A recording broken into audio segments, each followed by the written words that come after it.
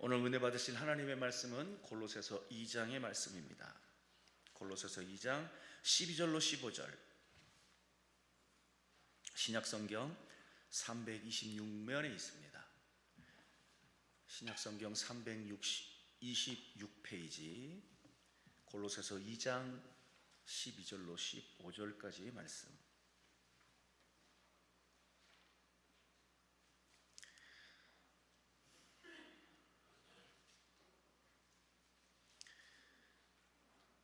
다 찾으셨으면 아멘.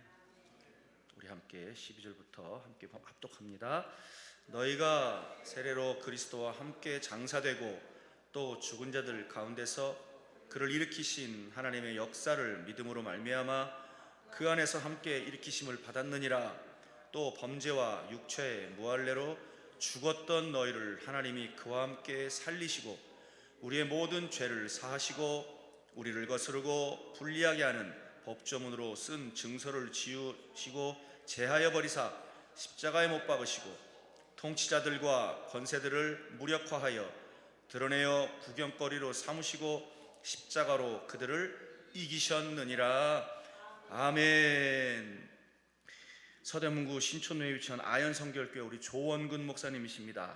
오늘 본문을 중심으로 십자가로 이겼느니라 라고 하는 제목으로 말씀을 선포하실 때 큰 은혜 받으시는 시간 되시길 주의 이름으로 축원합니다. 목사님 나오실 때 하나님 앞에 할렐루야를 영광의 박수로 올려드립니다. 할렐루야. 감사합니다.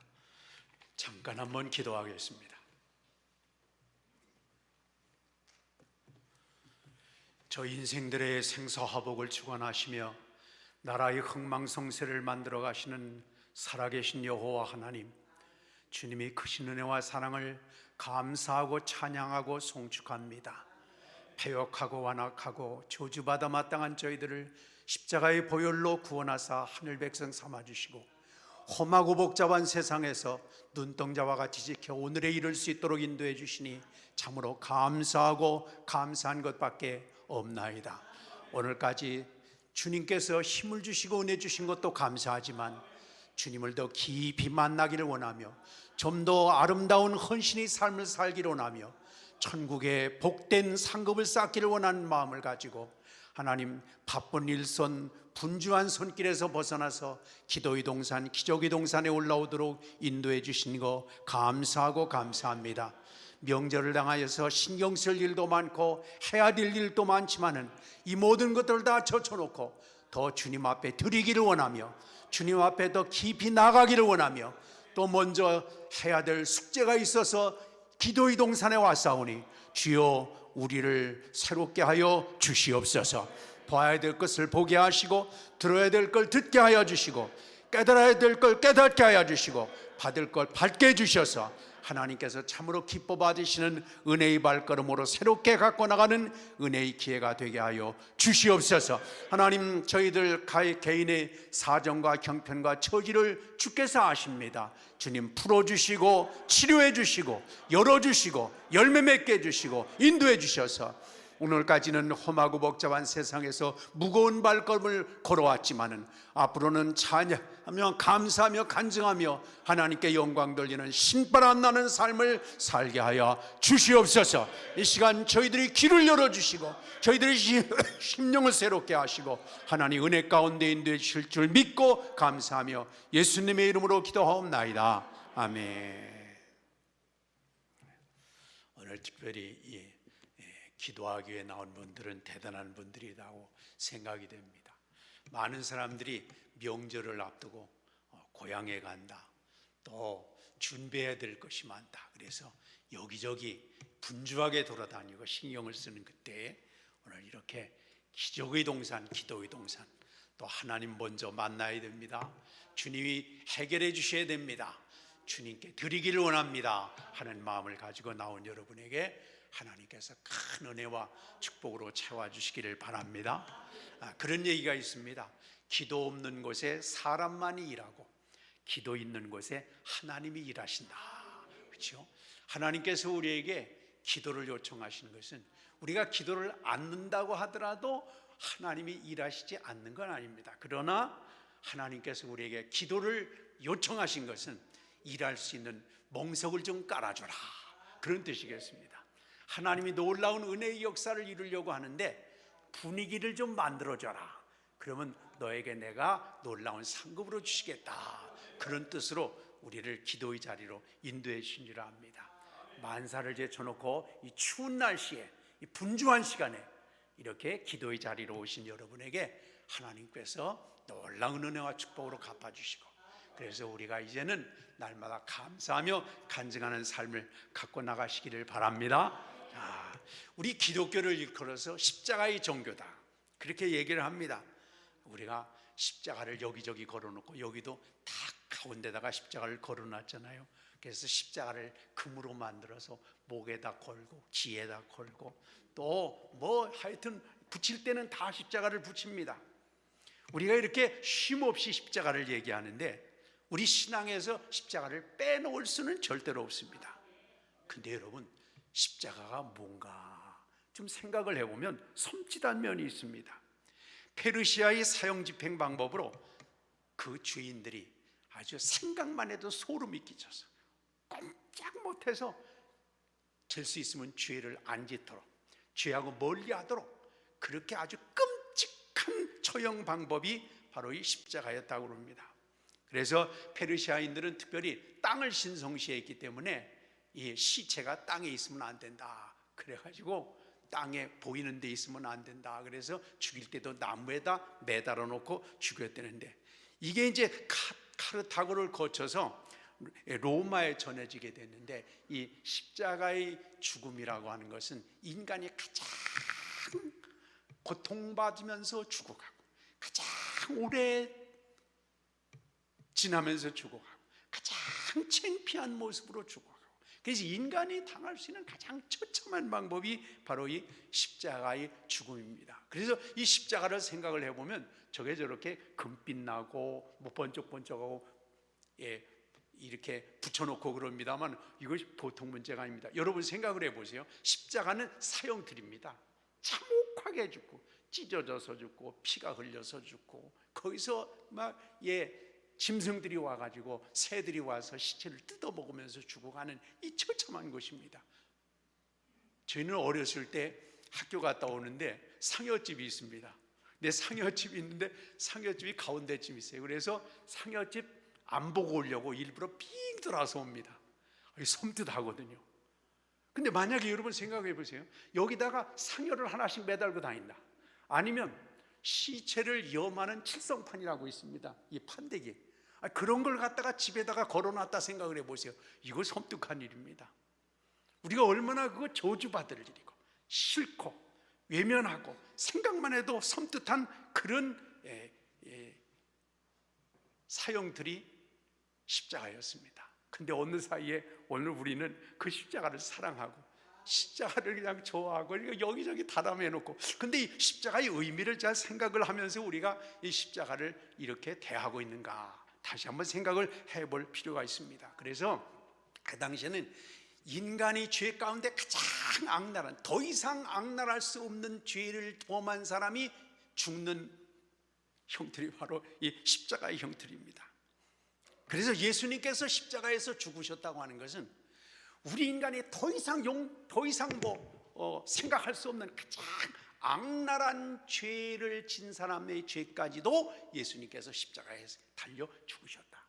네가 생각을 해도 내 자신을 용서할 수 없는, 자기 자신을 용서할 수 없는 극악한 죄라고 하더라도 그 죄까지도 다 짊어지고 십자가에서 죽으셨다. 그래서 우리 죄값을 처리하는 것이 바로 주님이 보혈이다 하는 것을 우리에게 실증적으로 가르쳐 주기 위해서 예수님은 죽으시는 방법이 여러 가지 있을 텐데도 불구하고 그 십자가의 방법을 통해서 우리 죄를 용서하시고 우리에게 은혜를 주신 것입니다. 한동안 이렇게 장례식 하는데 어떤 분이 와가지고 비디오를 찍고 있어요. 장례식 하는데, 여러분 장례식 비디오 찍어서 맨날 그거 쳐다볼 사람이 어디 있어요? 그렇죠? 장례식은 빨리 잊어버려야 되잖아요. 맨날 그래서 그 어머니 관, 아버지 관, 뭐 염하는 거 이거 찍어가지고 뭐 하겠습니까? 근데 우리가 십자가를 생각을 해보면서도 그런 생각을 해봐요. 우리가 왜 자꾸 저 처참한 사형틀인 십자가를 자꾸 생각해야 되느냐, 또 우리가 이렇게 매달고 다녀야 되냐, 봐야 되느냐, 생각을 해야 되느냐, 요거 우리가 좀 생각을 해보면서 가야 되지 않겠나, 이런 생각을 갖게 됩니다. 베드로후서 3장 18절에 보면요, 그리스도께서도 단번에 죄를 위하여 죽으사 의인으로서 불의한 자를 대신하셨다 그랬습니다. 고린도후서 5장 2절에도 보면 하나님이 죄를 알지도 못하신 자로 우리를 대신하여 죄를 삼으셨다 그랬습니다. 죄인인 내가 심판을 받아 죽어야 될 그 내 사형 집행의 자리에 나를 내려놓으시고 예수님께서 대신 내 자리에 가셔서 처참하게 죽으신, 그게 바로 십자가의 사건입니다. 그래서 사실 저 십자가는 예수님이 십자가라기보다는 본래는 내가 짊어져야 될, 내가 매달려야 될, 내가 죽어야 될 내 십자가였는데, 그런데 내 자리에 주님은 우리를 끌어내리시고 대신 당신이 죄를 알지도 못하시고 죄하고는 상관도 없는 주님께서 친히 가셔서 내 자리에서 죽으신 십자가입니다. 그래서 저 십자가는 예수님이 죽으신 것이라기보다는 내가 죽은 십자가다, 내 자리였다, 그걸 여러분 잊지 마시길 바랍니다. 엄격한 정결을 유지하는 청교도들이 사는 마을이 있었는데 여기에 한 처녀가 있었습니다. 근데 이 처녀가 임신을 하게 됐습니다. 이 구약 성경에도 보면 잘못 간음해서 임신을 하면 처녀는 돌로 찍어 죽이는, 그렇게 그 정도 되어 있습니다. 근데 이 처녀가 아주 경건한 청교도들이 사는 마을에 살았는데 어느 날 처녀가 임신을 했습니다. 근데 이 처녀가 임신한 애의 애비가 누군지 이걸 밝히지 않으면 간음죄로 처형을 당하거나 추방을 당하거나 거의 맞아 죽을 상황에 있는 그런 시대였습니다. 근데 이 처녀는 자기 안에 있는, 자라고 있는 이 태아가 누구의 애인지를 얘기를 안 하는 거예요.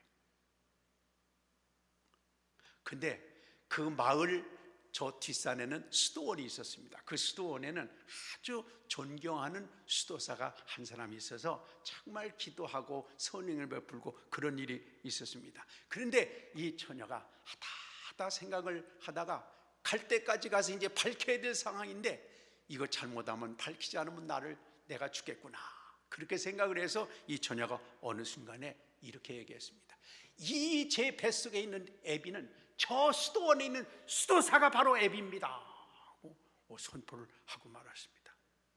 와, 사람들이 저 뻔뻔하고 가증스러운 수도사, 그렇게 경건한 척하고 그렇게 선을 베푸는 척하고 이러던 저 수도사가 저게 바로 처녀를 저렇게 만들었다. 사람들이 막 올라가가지고 몽둥이로 막 때리고 난장판을 만들어서 고반 죽게 생긴 걸 데려다가 감옥에 집어넣습니다. 수도사에게 당했다는 말을 듣고는 사람들이 그래도 처녀는 살려줬습니다. 알았다, 됐다. 근데 이 엄청나게 얻어맞고 감옥에 갔던 이 수도사는 시름시름 앓다가 후유증으로 말미암아 그만 세상을 떠나고 말았습니다. 그런데 이 수도사의 장례식을 위해서 염을 하던 사람들이 기겁을 하고 놀랐습니다. 그 시신을 염을 하면서 보니까 이게 남자가 아니라 여자였어요. 남장을 하고, 남자의 모습으로 남장을 하고 지내던 여자였습니다. 깜짝 놀랐습니다.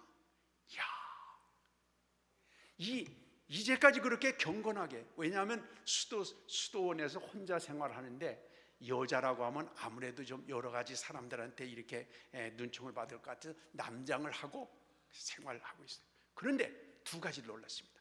이게 남자가 아니라 여자였다는 것. 또 하나는 여자가 여자를 임신시킬 수 있느냐, 그렇게 죽을 정도로 얻어맞고 감옥에 갇혀서 결국 죽음에 이르게 됐는데, 나 실상은 남장을 했지만 난 여자야, 내가 어떻게 여자한테 임신을 시킬 수 있겠어? 나는 죄 없다고, 내가 한 거 아니라고, 나는 떳떳한 사람이야. 밝힐 수 있음에도 불구하고 밝히지 않고 그냥 끌어안고 죽었다고 하는 거. 이게 사람들한테 너무너무 아주 충격을 주게 되었습니다. 이 수도사는 그런 생각을 가졌습니다. 예수님께서 나의 죄를 위해서 내가 죽어야 될 자리에 대신 예수님께서 죽으셨는데 그 은혜를 내가 받고 그것 때문에 내가 천국 백성이 됐는데 저 처녀가 얼마나 급했으면 내가 자기를 임신시켰다고까지 얘기를 했을까. 그 얼마나 불안하고 그 얼마나 고통스럽고 그 얼마나 피할 길이 없으면 나까지 걸고 넘어졌을까. 그런데 나 남자 아니요, 나 그런 사람 아니야 하고 밝혀야 되겠는가. 아니면 저 여인의 아픔과 고통을 내가 그냥 끌어안고 예수님께서 나에게 주신 그 은혜를 만분의 1이라도 좀 갚는 마음을 가지고 내가 그냥 끌어안고 이걸 당할 것인가. 고민을 하다가 그녀는 그래, 예수님도 나를 대신해서 죽으셨는데 내가 저 여인의 아픔을 조금이라도 내가 감당하자 하고 그걸 얻어맞고 감옥에 가는 데까지 그 일을 감당했습니다.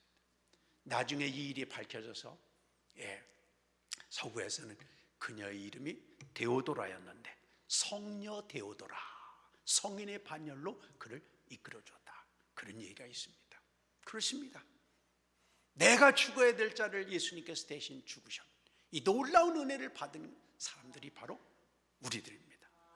오늘 본문 13절에서도 우리에게 가르쳐 주시기를 우리 모든 죄를 예수님께서 사하시고 세상의 그 어떤 악한지라도 다 값을, 그러니까 예수님이 처리 못한 죄가 없다고 하는 것을 실증적으로 보여주기 위해서 가장 악독한 죄인을 죽이는 십자가에 주님은 매달리셔서 참혹하게, 가장 끔찍하게, 고통스럽게 그 죄값을 주님은 치르셨습니다.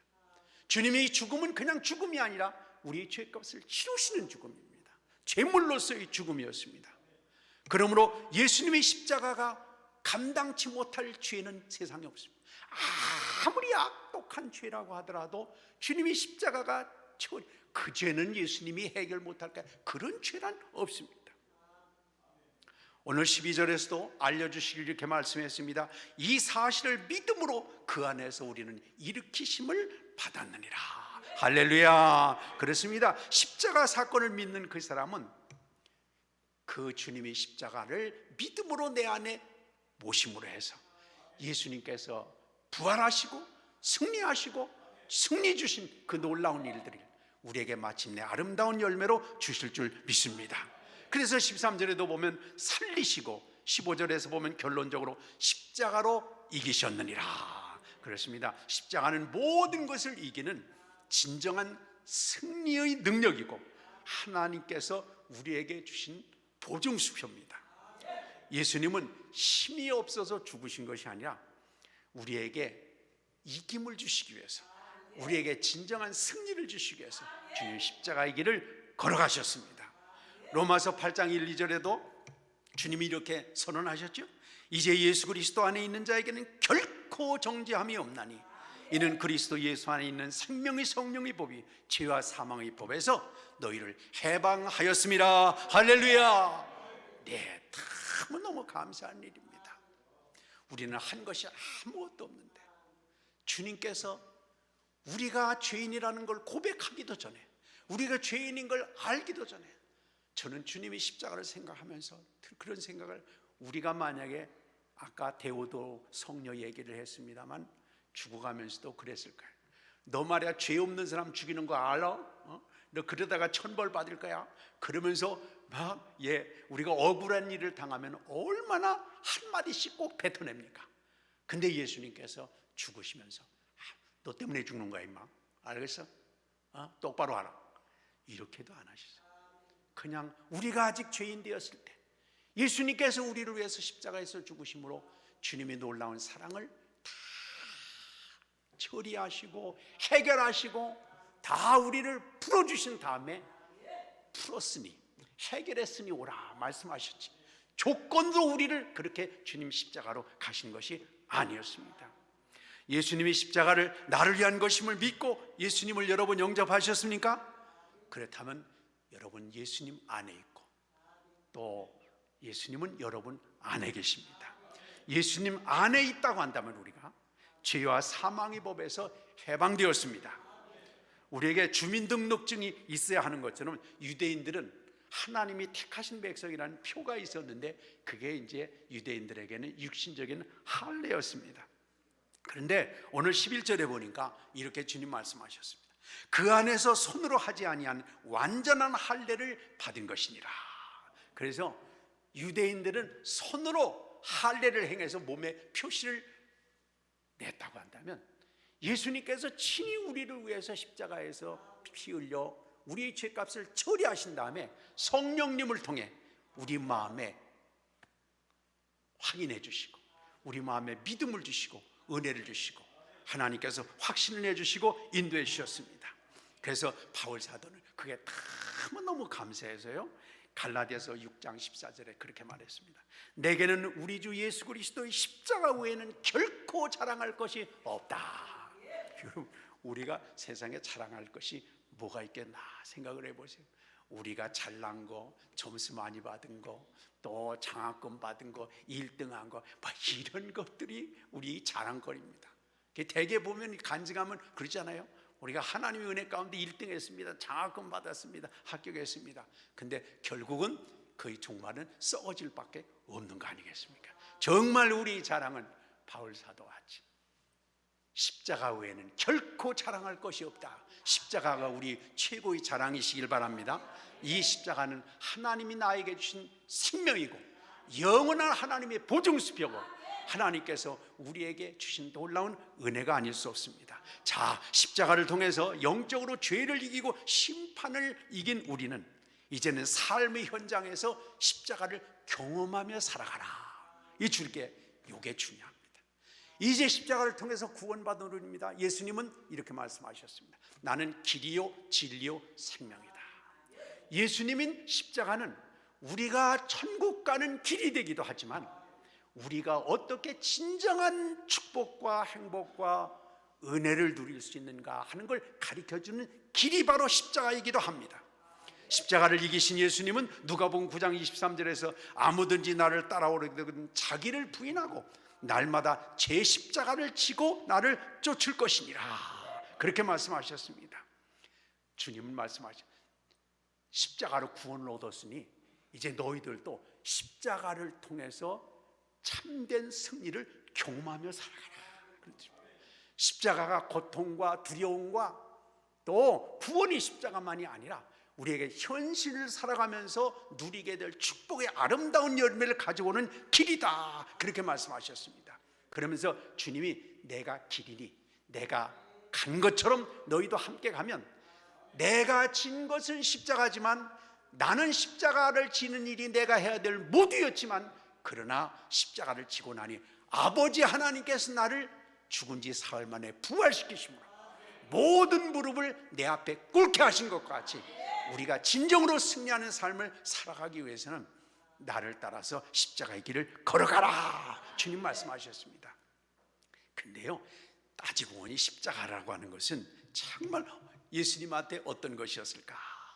근데요 십자가가 재미있고 쉽고 편하고 즐겁고 그냥 심심하고 그래서 십자가를 진 게 아닙니다. 겟세마네 동산에서 예수님 십자가를 지면서 이렇게 십자가를 앞에 놓고 그러셨습니다. 그 성경에 보면 마태복음 26장에 보면 십자가를 앞에 놓고 예수님께서 고민하고 슬퍼했다. 십자가를 즐거워서 지는 사람은 없을 것입니다. 편안해서 지는 사람은 없을 겁니다. 심심해서 지는 사람도 없을 겁니다. 예수님은 십자가를 앞에 놓고 고민하여 죽게 생겼다고 제자들한테 그렇게 얘기했어요. 얼마나 막 속이 타들어가는 것 같고 얼마나 마음이 그냥 아프고 두렵고 인간적인 예수님도 그 두려움 때문에 그 아픔을 앞에 놓고 고민하여 슬퍼하자 고민하여 죽게 됐다고 했습니다. 그래서 예수님도 아버지에게 그랬습니다. 아버지요 할만하시면 이 잔을 좀 옮겨주시면 안 되겠습니까? 좀 옮겨주면 안 되겠습니까? 그게 주님께서 간절한, 그래서 예수님도 십자가를 앞에 놓고 도망가고 싶었어요. 피하고 싶었습니다. 아유, 어떻게 좀 그냥 건너뛰면 안 될까? 이게 예수님의 마음이었다면 우리는 얼마나 더 하겠어요? 십자가를 좋아하지만, 십자가로 구원받았지만 십자가를 지고 가고 날마다 자기 십자가를 진다고 하는 것은 이거 간단한 문제가 결코 아닙니다. 예수님이 지신 그 십자가는 의인이 죄인을 위해서 대신 죽어주는 그런 십자가입니다. 기독교는 참 이상한 것 같아요. 생각을 해보면 기독교는요, 의인이 상을 받고 죄인이 벌을 받고 이게 아니고요, 기독교는 그 반대입니다. 의인이 죄인을 살리기 위해서 죄인이 자리에 대신 와서 죄인의 죄를 짊어지고 죄인 대신 죽어주는 것이 십자가라고 했잖아요. 우리 기독교인이 십자가를 진다고 하는 의미는 바로 그렇습니다. 죄 없는데도 불구하고, 고난을 당할 필요가 없는데도 불구하고, 내가 부담을 가질 필요가 없는데도 불구하고, 그럼에도 불구하고 고난당하는 사람을 위해, 아픈 사람을 위해, 힘든 사람을 위해, 무거운 짐을 짊어지고 가는 사람을 위해서 내 쉽고 편하고 아니라고 내 기득권을 내려놓고 그것을 짊어져 주고 그것을 부담해 주고 그 아픔을 내가 오명을 뒤집어 쓰고 짐을 지고 걸어가는 그것이 바로 십자가의 길입니다. 그렇기 때문에 우리가 기독교인이 또 믿는 사람에게서의 십자가는 이게 간단한 문제는 사실 아닙니다. 날마다 내 십자가를 진다 하는 거는, 이거는 말은 그렇지만 사실 쉽지 않습니다. 손해볼 것을 알면서도, 명예에 먹칠할 것을 알면서도, 돈을 잃을 걸 뻔하게 알면서도 무거운 짐을 스스로 짊어지고 옆에 있는 사람의 아픔을 내가 끌어안고 같이 고민하고 같이 아파서 짐을 져주고 함께 걸어가는 삶이 바로 이게 십자가를 지는 삶입니다. 그런 얘기가 있어요. 사랑받는 자, 이 마카리오 성인, 아까 데오도로 성녀 얘기를 했습니다만 이 마카리오스 성인이라는 사람이 있었습니다. 이 나중에 성인이 된 사람인데, 이 사람이 어느 날 꿈을 꾸는데 예수님께서 무거운 십자가를 걸머지고 막 힘들게 이제 가시는 거예요. 그래서 이 마카리오스는 너무너무 마음이 아파서, 예수님 어떻게 저 무거운 십자가를 지고 가다가 넘어지고 거꾸로지고 하면서 그 십자가를 지고 갑니까? 주님, 제가 대신 지면 안 되겠습니까? 그렇게 예수님께 가서 대신 십자가를 좀 져드리겠다 얘기를 하니까 예수님께서 힐끔 쳐다보시고는 그냥 묵묵히 또 십자가를 지고 가시는 것입니다. 또 가가지고, 예수님 너무 힘드시지 않아요? 제가 그 십자가를 좀 대신 짊어져 드릴게요. 예수님께서 한 번 더 실컷 쳐다보신 다음에 그냥 묵묵히 걸어가십니다. 너무도 마음이 아픈 이 마카리오스가 또 한 번 가가지고 예수님께 십자가를 대신 짊어지겠다고 말씀을 드린가? 주님은 십자가를 맨 채 멈추시더니 처음에 예수님을 만났던 그 자리를 이렇게 가리키면서, 마카리오스, 이 십자가는 내 십자가야. 네 십자가는 저기 내려놓, 네가 저쪽에서 네가 져야 될 십자가를 내려놓고 따라오지 않았느냐? 이건 내 십자가니까 내가 짊어지고 가. 너는 네 십자가를 가서 지거라. 네 십자가를 지기 전에 내 십자가를 져주려고 할 것이 아니라 너는 내 십자가를 먼저 지고 난 다음에 내 십자가를 지면 좋겠다. 이렇게 예수님께서 처음에 마카리오스를 만났던 그 자리를 가리켰습니다. 이 마카리오스는 정신이 번쩍 나가지고 그 자리에 가서 그 자기가 내려놨던 십자가, 힘들어서 짜증나서 싫어서 옆 사람 보기에 너무도 그냥 기분 나빠가지고 그렇게 내려놨던 그 십자가를 이 마카리오스가 다시 짊어지고 이제 예수님 계신 곳으로 이제 오니까, 예수님께서 짊어지고 있으시던 십자가가 보이더라는 거예요. 그래서 이 마카리오스가 주님 말씀대로 제가 내려놨던 십자가를 다시 짊어지고 왔는데 예수님 십자가는 어디 있어요?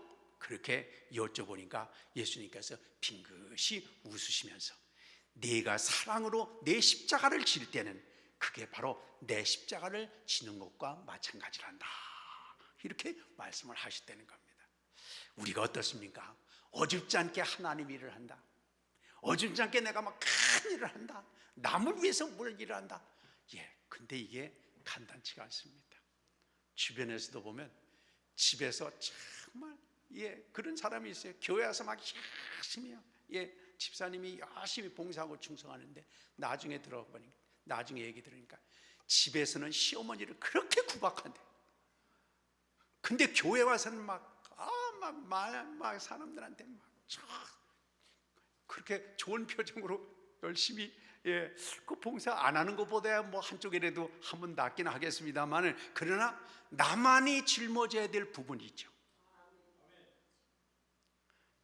이거를 먼저 기도하면서 하나님께서 나에게 주신 짐을 잘 감당하면서 동시에 또 이웃을 향해서, 남을 향해서 이게 펼쳐나가는 것이 우리에게 필요한데, 근데 보통의 사람들은요 그런 것 같아요. 남들을 또 다 할 수 있는 것에 가서 괜히 그 일을 하려고 그래요. 나만이 해야 되는, 나만이 감당해야 되는 그런 눈앞에 있는 거, 또 가정 안에서 있는 거, 자녀들의 문제라든가 이런 문제는 도외시하고 그냥 남들이 함께 할 수 있는, 남들도 능히 할 수 있는 그것에 가서 자꾸 발을 디뎌놓는 경우가 많이 있는 게 우리 현실입니다. 여러분, 무엇보다도 나에게 주어진 십자가, 근데 그 십자가는 결코 하고 싶은 게 아닙니다. 즐거운 게 아닙니다. 쉬운 게 아닙니다. 편한 게 아닙니다. 좋은 마음으로 할 수 있는 게 아닙니다. 속이 부글부글 끓어오르면서, 여러분 생각을 해보세요. 나한테 정말 말거리를 만들고 말을 만들고 모함을 하고 나를 힘들게 하고 고통스러운 사람을 위해서 기도하는 거, 섬기는 거, 이게 됩니까? 이게 안 됩니다. 그래서 주님께서 이제 감당치 못할 시험당함을 허락지 않는다는 그 하나님의 약속을 부여잡고 예수님께서 겟세마네 동산에서 기도하신 것과 마찬가지로, 하나님, 교회에서 이렇게 보면요 어떤 분이 있어요. 꼭 일부 예배만 나오는 분이 있어요. 근데 3부 예배 와가지고 같이 여전도회도 하고 남전도회도 하고 같이 좀 이렇게 봉사도 하고 그래야, 그렇게 얘기하면 아이고 목사님, 그 인간 보기 싫어서 난 일부 예배만 할 거예요. 왜냐하면 그 인간이 3부 예배 오니까. 우리가 그렇잖아요 사실. 근데 주님께서 우리를 구원하시고 인도하시는 것도 사실 우리가 이뻐서 우리 죄를 주님께서 용서하신 것이 아닐 겁니다. 저는 그런 생각을 해봐요. 세상에 가장 문제가 있는 건 누굴까? 여러분 솔직히 얘기하면 내 자신이 가장 문제거리 되는 걸 느끼게 되잖아요. 근데 우리는 나는 연약함과 부족함을 용서받았으면서도 남의 부족함과 문제는 참 용납하기 어려운 게 우리 현실 아닙니까? 예수님께서 나는 길이다, 내가 진 십자가, 내가 걸어온 그 길을 너도 따라가야 된다. 이게 주님께서 우리에게 주신 진정한 길입니다. 자, 마태복음 16장에 보면요 예수님께서 십자가를 지고 죽을 것이라고 하니까 베드로가 말리면서요 선생님을 보호해드리겠다고 얘기를 했습니다. 정말 믿음직한 제자 같아요. 자, 예수님께서 십자가를 지고 이제 죽을 거다 이렇게 말씀하시니까 선생님, 죽게 되면 죽으셔야죠. 잘 죽으세요. 이러면 이거 얼마나 황당하겠어요. 근데 베드로가 안 됩니다, 절대로. 선생님이 어떻게 죽으십니까? 제가 막겠습니다. 이런 정도의 단호한 선생님을 보호하는 그런 자세는 정말 믿음직한 제자일 것입니다. 그런데도 23절에 보면 우리가 잘 아는 것처럼 사탄아 물러가라, 너는 나를 넘어지게 하는 자로다. 하나님의 일을 생각하지 아니하고 네가 사람의 일을 생각한다 그랬습니다. 예수님도 도망가고 싶고 피하고 싶고 그냥 제끼고 싶고 또 이제 도망가고 싶었지만은 그러나 생명의 길이 십자가를 통해서 있었습니다. 그래서 그런 얘기 있잖아요. no crown, no cross, no crown. 십자가 없이는 영광도 없다. 또 십자가 없이는 부활도 없다. 그렇습니다. 여러분, 부활은 죽어야 부활하는 거지. 죽지 않고 어떻게 부활이 되겠습니까? 근데 우리는 죽지는 않아가면서 부활의 복만 누리려고 할 때가 얼마나 많은지 모릅니다. 십자가는 내가 하고 싶은 것을 하는 것이 아닙니다. 내가 하고 싶고 좋아하는 것을 내려놓고, 나는 싫지만, 나는 어렵고 손해나지만, 난 정말 얼굴 뜨끈해지지만, 나는 고통이지만, 하나님께서 원하시는, 예수님께서 행하신 것과 같은, 주님께서 기뻐하시는 것, 그것을 행하는 것이 바로 십자가의 길입니다. 그리스도인은 사실 내 뜻을 이루려고 삶을 살아가는 것이 아니라 하나님의 뜻을 이루기 위해서 사는 사람입니다. 그래서 우리 삶은 날마다 영원한 하나님을 닮아가는 삶입니다. 예수님을 닮아가죠. 여러분 생각을 해보세요. 천국에 우리가 가게 되는데, 이 땅에서 예수님을 통해 구원받은 우리가 날마다 십자가를 지는 연습도 하고 실천도 하고 순종하면서 우리 삶이 예수님을 비슷하게 닮아가야 되는데, 그래야 천국에 가서도 얼마나 반갑겠어요. 근데 만약에 집안에서 생각을 해봐요. 어떤 경우 그런 경우 있어요. 참 말을 조심해야 됩니다. 애를 낳는데 어떤 사람이 와가지고 그런 얘기를 해요. 도대체 얘는 누굴 닮은 거요? 엄마도 안 닮고 아빠도 안 닮고 할아버지도 안 닮고 할머니도 안 닮고, 이게 도대체 누구 닮은 거예요? 근데 애가 나중에 크면 이제 누구 닮은 게 나오겠는데, 처음부터 이게 누구 닮았느냐고 그런 얘기를 하면 엄마가 얼마나 썰렁하겠어요. 그렇지 않아요? 내가 이거 어디서 데리고 온 놈이야 이게 도대체가. 그렇지 않아요? 근데 우리가 정말 이 땅에 살아가는 동안에 예수님의 마음을 품고, 예수님이 심령의 영적인 상태가 예수님을 닮아가는 삶을 살아가다가 천국에 딱 들어가면은 거기가 천국이지. 만약에 예수님 닮은 데가 하나도 없고 겨우 구원받아가지고 예수님 닮은 데가 전혀 없이 생뚱맞은 인간이 천국에 가면 거기 얼마나 생뚱맞겠어요. 표현이 약간 좀 그렇긴 합니다만, 어떤 사람이 그런 얘기를 했대잖아요. 양반이 하도 부러워가지고 상놈이 돈을 많이 벌어가지고 양반증을 샀다는 거 아니에요. 그 양반증을 샀는데 야 이제 내 세상이다 이런데 이 양반 놈들 얼마나 눈꼴 사납게 아주 그래서는데, 이제 내가 양반 됐으니까 니나 나나 똑같다 이제 맘먹는다 생각하면서 이 상놈이 양반 돼서 너무너무 양반증을 사가지고 좋아했다는 거예요. 근데 몇 달을 지나는데 양반이 비가 온다고 뛰면 돼요? 양반 걸음을 걸어야 돼요? 덥다고 해서 벗어 제끼어도 돼요? 그냥 끝까지 참아야 돼요? 먹는 것도 품위 있게 먹어야 되고, 또 급하다고 뛰어다닐 수 있는 것도 아니고, 덥다고 벗어 제낄 것도 아니고, 이게 도대체가 상놈이 이게 양반이 못해 먹겠는 거예요. 그래서 몇 달 뒤에 양반 그 고가로 주고 샀던 양반증을 그냥 찢어내버렸다는 거 아니에요. 증만 사서 되는 게 아닙니다. 닮아가시길 바랍니다. 예수님도 우리가 마찬가지입니다. 우리 삶이 하루하루 삶을 살아가면서 예수님의 마음을 품고 예수님을 따라가면서 예수님을 닮아가는 삶을 살게 될 때 천국이 우리에게 천국이 되지 않겠습니까?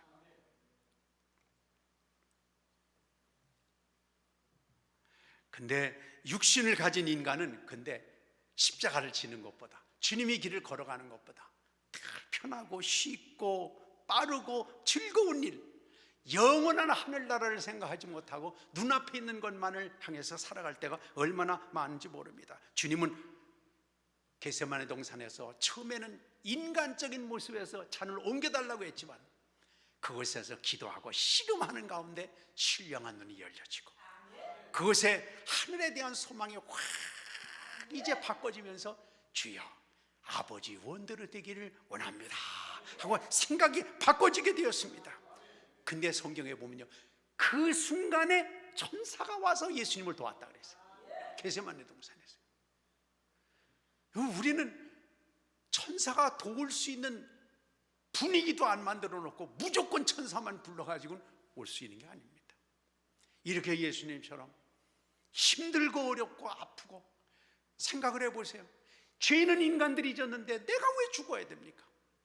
문제는 처치가 일으켰는데 왜 내가 그걸 감당하고 이 아픔과 고통을 겪어야 됩니까? 말을 충분히 할 만한데도 불구하고 주님의 사랑은 대신 짊어져주는 사랑에 씨름을 하게 될 때 천사가 와서 예수님께서 힘을 북돋우고 하나님께서 놀라운 은혜 가운데 인도해 주셨습니다. 그렇습니다. 희생과 손해를 감수하고 십자가를 지면 하나님은 질 수 있는 힘을 주십니다. 십자가는 힘이 남아지는 것이 아닙니다. 믿음으로 지는 것입니다. 왜냐하면 하나님께서 힘을 주시기 때문입니다. 빌립보서 2장 6절에도 보면 예수님은 근본 하나님의 본체시나 하나님과 동등됨을 취할 것으로 여기지 아니하시고 8절에 보면 자기를 낮추시고 죽기까지 복종하셨으니 십자가에서 죽으십니다. 근데 하나님이 살려주시는 것은 영원히 사는 것입니다. 근데 우리가 하나님이 살려주시지 않고 내가 살으려고 그래요.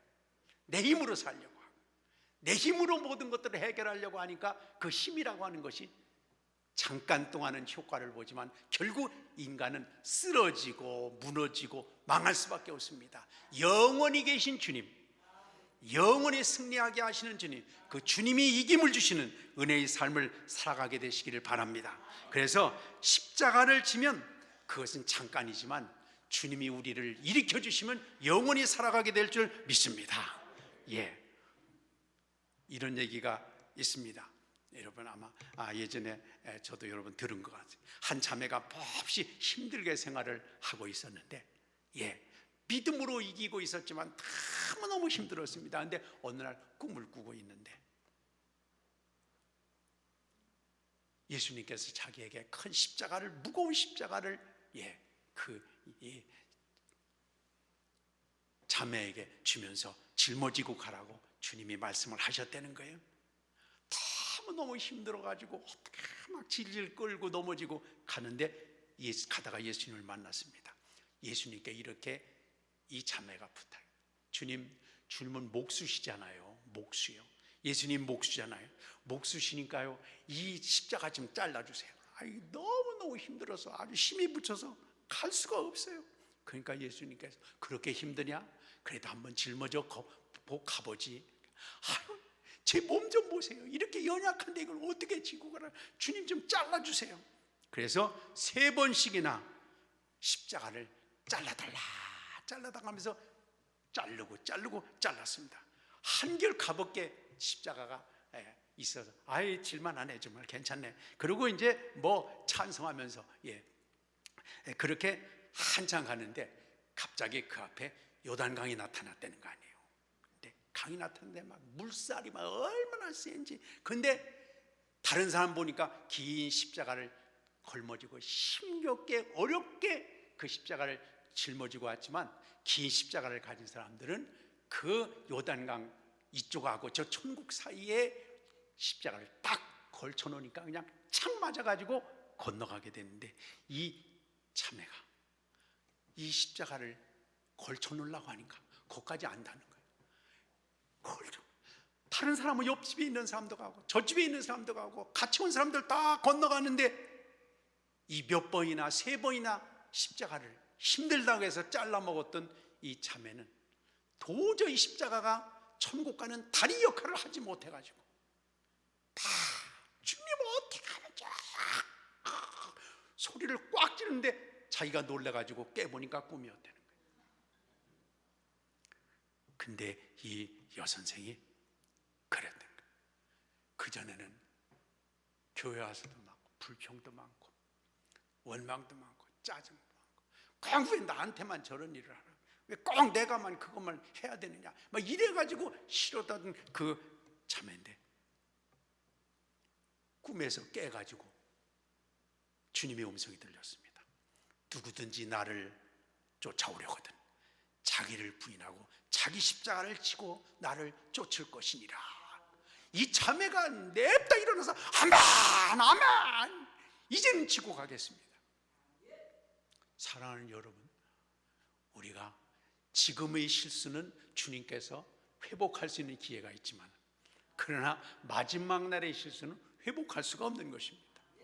하나님께서 나에게 편하고 쉽고 즐겁고 간단한 거 시키는 것보다는 주님께서 인간적으로 볼 때 기분 상하고 마음으로 볼 때 기분 나쁘고 정말 손해볼 것 같은, 그게 바로 하나님께서 우리에게 주신 축복과 은혜의 기회임을 알고 믿음으로 짊어가는 삶이 되시길 바랍니다.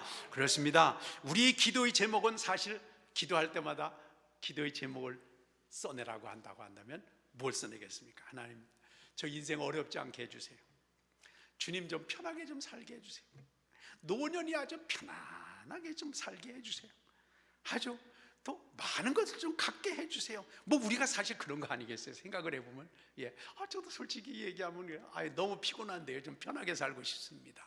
좀 쉽게 살고 싶습니다. 이게 우리의 그런 기도의 제목의 상당 부분을 차지하는 것이 아니겠습니까? 근데 주님은 그러시지 않고요, 좁은 문으로 가라. 더 중요한 것은 주님께서 감당치 못할 시험당함을 허락지 아니하신다. 시험당할 즈음에 또한 피할 길을 주신다. 할렐루야. 그렇습니다. 이제부터는 우리가 하나님, 쉬운 길만 주세요. 편한 길만 주세요. 시험 봐도 다른 사람 다 떨어지고 나만 늦게 해주세요. 이거라기보다는 하나님, 저에게 주어진 기회를 최선을 다해 활용할 수 있도록 어떤 일이라고 하더라도 제가 감당할 수 있는 힘을 주시옵소서. 이게 전 중요하다고. 하나님, 감당할 힘을 주세요. 이걸 통해서 하나님이 역사를 이룰 수 있는 기회가 되게 해주세요. 제가 양보해야 되는 것 같으면 양보하고, 섬겨야 되는 것 같으면 섬기고, 제가 그냥 잘못했다고 가서 용서를 빌어야 될 것 같으면 빌고, 이걸 통해서 하나님이 의를 이루는 것 같다면 하나님, 제가 그걸 감당할 수 있는 힘을 주시기를 바랍니다. 성경에 보면요, 다윗 있잖아요. 다윗이 얼마나 유명한 사람이고 부러운 사람입니까? 다윗만큼 큰 복을 받은 사람은 사실 없을 것 같아요. 근데 성경에 보면 다윗이 유일하게 부러워한 사람이 한 사람이 있어요. 다윗이 너무 부러워했던 한 사람이 있었습니다. 사무엘하 6장에 보면 우리가 잘 아는 것처럼 다윗 왕이 블레셋에게 뺏겼던 벗개를 찾아오는 것이 나옵니다. 벗개를 싣고 오다가 우리가 아는 것처럼 수레에 싣고 와서 잘못을 했죠. 그게 흔들려가지고 그것을 붙잡았던 우사가 거기서 참혹하게 처형을 당했습니다. 그러니까 이 다윗이 마음이 불편했어요. 하나님, 제가 말이죠, 저도 그냥 편하게 살 수 있어요. 그렇지만 벗개를 모셔오려고요. 그래도 벗개 대접해 드리려고 모셔오려고 벗개를 모셔오는데 사람을 저렇게 죽여요? 아니, 말로 하면 안 됩니까 하나님? 그런 생각이었던 것 같아요. 거기 사무엘하 6장에 보면요, 그렇게 벗개를 수레에 싣고 오다가 타작마당 앞에서 흔들리는 바람에 붙잡았던 우사가 죽으니까 다윗의 표정이 달라 쌩해졌습니다. 아주 불편한 마음이 생겼습니다. 그래서 그럼 하나님 마음대로 하시오, 이런 식으로 그냥 벗개를 거기다 놔두고 그냥 와버리고 말았습니다. 이야, 이게 뭐 다윗이 대단한 사람 같아도요, 그런 때도 있었어요. 기분이 나빠가지고, 그래서 그게 문제가 발생됐으면 하나님, 어떻게 해서 이런 일이 발생됐습니까? 주님, 잘못했습니다. 정말 죄송합니다. 잘못했습니다. 가르쳐 주시옵소서. 바꾸겠습니다. 해야 옳을 텐데 다윗이 그렇지 않고 감정으로 대응하면서, 알았어요, 그럼 안 하면 될 거 아니에요. 그러고 그냥 가버렸어요. 근데 이 타작마당에 댕그라니 있는 이 벗개를 누가 책임집니까? 그렇게 믿음이 좋은, 그렇게 대단했던 능력과 믿음과 그런 신앙의 삶이었던 다윗도 무서워서 피하는데 누가 그걸 책임지겠어요? 누가 그걸 책임져야 될 의무가 있는 사람이 어디 있겠어요? 없잖아요. 근데 그 성경에 보면 오베데돔이라는 사람이 나타났어요. 오베데돔이 나타나가지고, 왕께서 부담 가지시면 제가 그 짐을 지겠습니다. 이것 또 가다가 벗개 때문에 누가 죽어야 된다면 왕이 죽으면 안 되죠. 제가 죽겠습니다. 대신 제가 담당하겠습니다. 이 오베데돔이요, 그 벗개를 자기 집으로 모셔간 거예요. 누가 시킨 것도 아닙니다. 자기만 해야 될 그렇게 무슨 그 영순위의 그런 사람도 아닙니다. 의무가 있는 사람도 아닙니다. 그럼에도 불구하고 누군가 짐을 져야 된다면 주님 제가 지겠습니다 하고 복궤를 자기 집으로 모셔갔는데, 거기 사무엘하에 보면 3개월 동안 오베데돔의 집에 복궤를 모셔갔는데 오베데돔과 그 온 집에 하나님이 크게 복을 내리셨더라 그랬어요. 여러분 생각해 보세요. 아마 객관적으로 봐도 그래요. 복궤를 모셔왔으니 그 집에서 뭐 싸울 수가 있겠어요? 뭐 허튼 수를 시작을 할 수가 있겠어요? 하나님을 모셨으니까 얼마나 경건하게 또 살아갔겠어요? 그러니까 하나님께서 복을 주셔가 이 오베데돔이 3개월 동안 복궤를 모시면서 다윗도 나몰라라 했던 복궤를 그가 십자가를 지는 마음으로, 그가 고난을 대신 짊어지는 마음을 가지고 복궤를 짊어졌을 때에 하나님이 복을 주셨다는 말이 싹 다윗까지 들어갔어요. 그 다윗이 오베데돔이 복을 받아서 그럼 내가 가만히 있을 수 없지. 그래가지고 3개월 만에 얼른 격식을 갖춰가지고 오베데돔의 집에서 복궤를 모셔오는 사건이 나옵니다. 그렇습니다. 우리가 무슨 그 오베데돔이 책임이 있어서 하는 일이 아니었습니다. 나만 해야 될 이유도 없는 사람입니다. 그러나 아까 나온 데오도라 성녀처럼 누군가 짊어져야 될 것이 된다면, 누군가 일을 해야 된다고 한다면 내가 이 일에 정말 하나님 앞에 하나의 미랄이 되겠다 하고 자신을 드리게 될 때 하나님께서 큰 은혜와 축복으로 더해 주셨습니다. 근데 우리는 복을 받을 때 너무 경제 논리에 이제 빠삭해가지고 정말 땀은 조금만 흘리고 열매는 많이 받고, 그렇죠?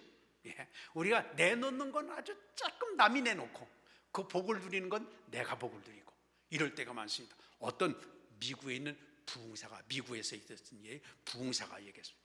주야, 아브라함은 믿음의 조상이 됐는데 저도 이렇게 평생을 부흥사로 살아가는데 믿음의 조상이 되게 해 주시옵소서. 하나님 앞에 간절히 기도했어요. 자기도 믿음의 조상과 같이 그렇게 간대한 믿음의 복을 받게 해달라고 말이죠. 그래서 나를 통해서 이웃이 복을 받고 나를 통해서 이 사회가 복을 받는 복의 통로가 되는 아브라함과 같은 믿음의 조상이 되게 주시옵소서 하고 간절히 기도했는데 어느 날 기도하는 중에 하나님께서 정말 나타나셨어요. 야, 너 아브라함처럼 되고 싶으냐? 그러니까 아멘, 할렐루야, 주님 오셨다. 드디어 아브라함처럼 믿음이. 그러니까 하나님이 그러셔. 아브라함은 말이야 아들을 번제로 바쳤는데 너 네 아들 바칠 수 있냐? 아유, 그건 안 되죠. 어떻게 자식을 번제로 바친다는 그건 안 되죠. 그러니까 하나님께서 야 임마, 너 그러면 아브라함 되기 글렀다. 너 아브라함 안 돼. 오, 낙심이 됐습니다. 얼마 뒤에 또 기도를 이번에 좀 바꿨어요. 그래가지고 하나님 엘리야처럼 기도하면 막 불이 내리게 하고 막 기도하면 막 비가 내리고 비가 고치고 막 병자가 나고 하나님 저에게 큰 능력 있는 삶을 살아가도록 주여 말할 수 없는 능력 있는 하나님의 살아계심을 볼 수 있는 은사를 허락하여 주시옵소서 하고 막 간절히 기도해요. 그러니까 이제 한동안 있다가 또 하나님이 나타나셨어요. 야, 너 엘리야처럼 되고 싶으냐? 아멘, 할렐루야, 이번엔 진짜다. 하나님 꼭 되고 싶습니다. 꼭입니다. 그러니까 하나님께서 그러죠. 엘리야는 말이야 바알과 아세라 2단의 목을 800여 개나 목을 쳤는데 너 2단 목 칠 수 있냐? 오, 2단을 데려다가 목을 참수해서 너 2단 그렇게 목 칠 수 있냐? 그러니까 아유, 하나님 제가 어떻게 사람의 목을 쳐요? 그건 못하죠. 그러니까 하나님께서 야 임마, 너 엘리야 되긴 글렀어. 안 돼. 네? 안 된다고요. 그래가지고 이 부흥사가 말이야 하나님 앞에, 하나님 그럼 저는 어떻게 살란 말이에요? 아브라함도 안 시켜주고 엘리야도 안 시켜주고 그럼 어떻게 살라고 그러는 거예요? 그럼 누구처럼 되라는 거예요? 그러니까 그때 하늘에서 음성이 들려왔어요. 네가 사는 만큼 되느니라. 그래서 네가 말만 뻔질을 하게 하는 것이 아니라 그 고백한 것을 네가 십자가를 지는 삶을 사는 것만큼 너는 열매를 맺느니라. 이렇게 말씀을 했습니다. 여러분, 우리는 너무 공짜를 바라잖아요. 주님께서 우리에게 은혜를 주시고 인도하시면 그 은혜만큼 우리가 성숙하고죠, 조금은 성장하고 참 예수님을 닮아가는 삶을 살아야 하는데, 우리가 몇 년 믿어도 늘 팔은 안으로 굽는다고 내 중심으로, 내 생각으로, 내 인본주의적인 것으로 다 이렇게 뭉쳐 살아간다고 한다면 이거 우리가 심각한 문제가 아닐까. 사랑하는 여러분, 정말 우리가 믿음이 입에만 있지 아니하고 믿음이 삶을 통해서 하나님 앞에 고백되어지시기를 바랍니다. 우리가 아는 것처럼 열왕기상 17장에 나오는 사르밧 과부의 얘기를 너무 잘 아시지 않아요? 가뭄이 극심한 흉년이 들어 먹을 게 없어가지고 나머지 하나 이제 도넛 몇 개 만들어가지고 먹고 죽으려고, 나도 그렇지만 아들놈 생각하니까 이게 정말 감당할 수 없는 고통이었습니다. 근데 하나님께서 엘리야를 그에게 보내시지 않았어요? 그러니까 가가지고 이 여인한테 얘기했습니다. 여인이 지금 뭘 하고 있어? 그러니까 보면 모르겠어요. 요거 한 움큼 있어가지고 나머지 동그랑땡 만들어가지고 먹고 저놈하고 나하고 이제 마지막으로 죽으려고 지금 이 나뭇가지를 줍고 있습니다. 그러니까 이 엘리야가 얘기했죠. 그거 만들어서 나부터 주라. 저는 이걸 읽을 때마다 늘 그런 생각, 참 이게 좋은 목사예요, 나쁜 목사예요? 아유, 저런 게 선지자라고, 저런 게 정말. 근데요, 정말 엘리야는, 저는 엘리야가 진짜 목사라고 생각합니다. 그냥 어설픈 위로만 하는 게 아니라 하나님의 살아계심을 경험할 수 있도록 매몰차게 밀어넣는 거예요. 저 같았어도 말 얼마나 고생 많으시오. 아이고, 나무를 내가 주워줄게, 내가 만들어줄게, 조금만 기다려, 저쪽에 가서 꾸다래도 줄게, 이렇게 그냥 얼버무려 가지고 끝날 텐데, 이 엘리야는 아니다, 이 여인으로 하여금 하나님의 살아계심을 경험하도록 하는 게 영원히 사는 길이다. 이걸 생각하면서 나부터 달라. 근데 이게 뭔가 서로 맞아야 됩니다. 근데 이 여인도 이렇게 생각했어요. 그래? 하나님이 그러면 먹여주신다고 했단 말이죠? 하고 선지자한테 얘기를 하니까 그렇다니까. 그러면 제가 그 사르밧 여인이라면 그랬을 것 같아요. 먹여주시기 전에 그럼 선지자님 실컷 먹지 왜 나한테 와가지고 달라고 그러시오? 아마 그랬을지도 모르겠어요. 근데 이 여인은 그렇습니까? 두 가지였습니다. 하나님이 약속해 주셨으니까 그걸 믿고, 또 하나는 그게 이루어지지 않는다고 하더라도 그거 도너스 하나 더 먹고 죽으나 덜 먹고 죽으나, 뭐 도너스 하나 더 먹고 죽으면 시신이 때깔이 괜찮습니까? 그런 거 아니잖아요. 그러니까 에라, 하나 더 먹고 죽으나 덜 먹고 죽으나 죽기 전에 좋은 일이나 하고 죽자. 근데 우리 같았으면요, 나 혼자 같으면 그럴 텐데 자식 놈은 못했다 이럴 거 아니겠습니까? 근데 이 여인은 자기만이 아니라 자식까지도 그런 믿음을 갖고 선지자에게 약속을 믿고 내놨을 때, 하나님은 다른 사람 다 굶어 죽는 판국에도 그 집엔 양식이 떨어지지 않았다 하지 않았습니까? 그렇습니다. 주님께서 우리에게 십자가를 지는 사람은 반드시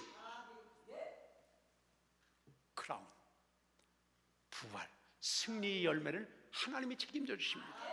그런데 우리는 자꾸 부활, 영광만 생각하는데 그건 하나님이 책임질 분이 합니다.